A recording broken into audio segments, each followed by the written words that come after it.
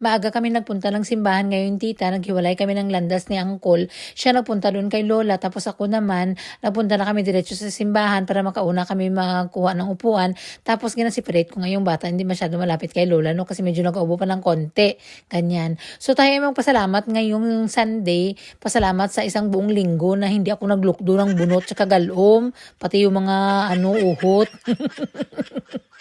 Ay, araw ng linggo, magsimba, magpasalamat sa lahat ng mga grasya, lalo na sa mga malalaking isda na natanggap natin, no? So magpasalamat na naman tayo in advance mindset ba? Mangayo ka na agad kay Lord Inang para na naman sa kung ano pang matanggap natin. Baka nang parinig-parinig lang din ito sa mga amiga ko na nanonood sa akin. Malay mo may bigay na naman sila ngayong linggo. Di ba exciting? Pasalamat sa taas na ngayong araw, tita, nakaginhawa pa tayo, bumangon pa tayo. Salamat sa ating mga kaibigan, sa ating mga pamilya, sa lahat-lahat, lahat. So today, tita, ipiflex ko sa inyo. First time ko nakatikim ng African food.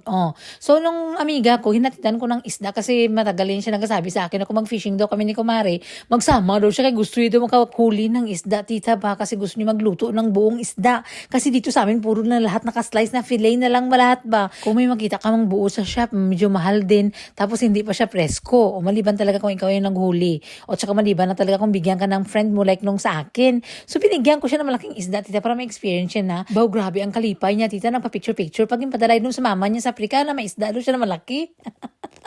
Ay, sobrang saya ko din, tita. Parang worth it yung binigyan ko ba? Sabi ko, hindi ko na i-offer sa mga Filipino ko nakakilala. Kasi alam ko, lunod na sila sa mga isda. Kadami ng isda ng mga Filipino dito. So, doon ko in-offer sa amiga ko na African, tita. Ang sobrang saya niya, tita. So, pagdating namin doon, offer dito, offer dyan. Parang Filipino din sila, tita. Very accommodating. O, ang ganda pa talaga magsayaw. O, di nakatirada pa na makarena si baby. Sometimes, tita, yung mga unplanned na mga pagkikita, mas matuloy pa tsaka mas masaya kaysa sa laging pinaplano. Ang tagal na naming plano, hindi din matuloy-tuloy nang dahil sa isda na tuloy.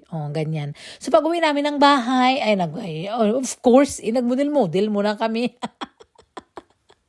Itong damit, tita, na paglumaan ito ni Ate Celeste. Actually, binigay ito ng aming friend sa Melbourne nung unang panahon. So, ginkip ko talaga ito, tita, kasi very special ito para sa akin. Bakit malaki ang tiyan ko? Uy, bakit pa niyan? Uy. Karamihan sa mga napaglumaan ni ate, ginapasa ko din doon sa mga pamangkin ko sa Pilipinas. Pero yung mga gamit talaga minsan na may mga meaning sa akin. Tsaka parang valuable ba talaga, tita? Ginatago ko yan para kay Astrid. Uso ngayon kunti, ginastart na ni Astrid ng enjoy mga gamit ni ate. So tingnan nyo naman si ate, mag-turn 11 na yan siya sa next month. Ganyan, pack, ganon, pack. Parang professional talaga ako na photographer, oy. Ang sabi ko sa inyo, hindi basta-basta ang profesyon ko sa buhay, tita. Photographer, videographer, editor, vlogger, tapos nurse, carer, on-call, chef cook, at tanang-tanang trabaho ko na, tingnan nyo, lumalaki ng tiyan ko. Anyway, hindi naman basta-basta talagang trabaho ng isang nanay.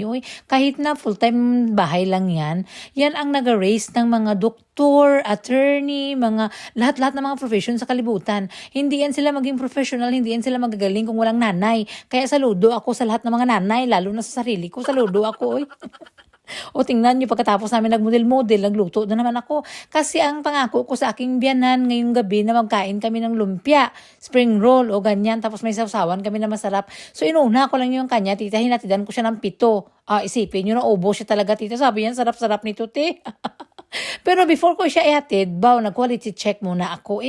Gintikman ko muna kung perfect bang lasa niya, kung okay ba talaga, kung balance, mild lang ba, perfect.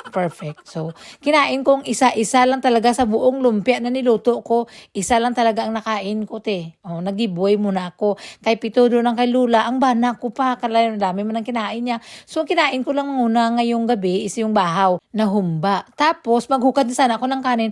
Ang pantas, mga bigatlan rice cooker, hindi na pindot, nabutod lang siya. Basta nagagawa ka daw ng kabutihan, magbalik din yan sa iyo maraming beses. O pagbigay ko ng isda, bigyan ako ng empanada ng amiga ko, tsaka may mga pasayan ba, mga prawns ba. O tingin luto ko, pambaon namin yan bukas, mag-hiking kami, tsaka nagdagdag ako ng batikulon, tsaka yung atay na inadobo ko ng maraming sili para maghilak-hilak sila bukas sa kaang. Ay, see you mga maring ugma, maring!